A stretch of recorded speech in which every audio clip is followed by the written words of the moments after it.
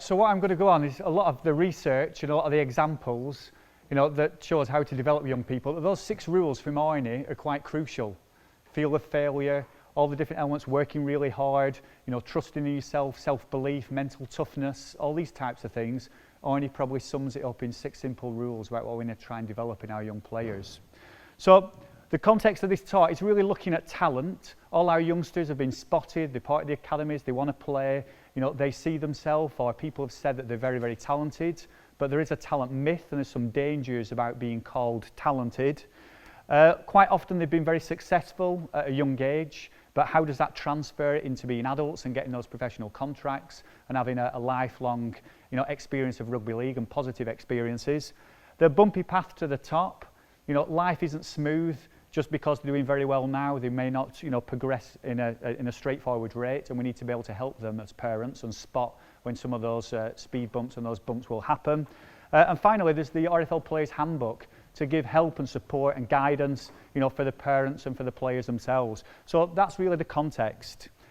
What I'd like you to do, those of you here and sat at home, is if you can think about, when we think about talented people, talented players, quite often we use certain words.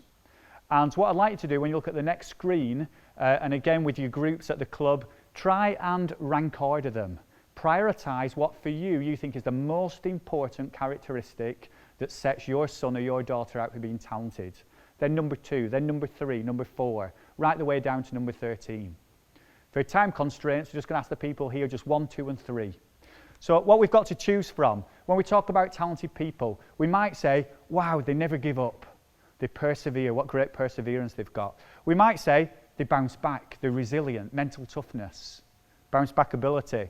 They're hardworking, they're dedicated. They're analytical, they look at the game statistics, the number of tackles they've made, etc. They review, they watch video clips of themselves. They're enthusiastic, they just love rugby league, they love training, they love everything about it, they love watching it. The next one, technical, they've got great skills. They can pass off both hands, 7 metres, 9 metres, 11 metres, etc. They're great at tackling, all the different techniques, they're good at kicking, they've got awareness, etc. Tactical, spatial awareness. They see gaps faster than other people. They see space, they move into space. Fantastic at dodging and moving. They've got great strength and conditioning, they're fantastic speed, flexibility, balance. Again, this mental toughness, they deal with pressure, big game mentality. Is it game sense? They understand what's going on, they see things almost before the other players. They spot opportunities and they spot gaps.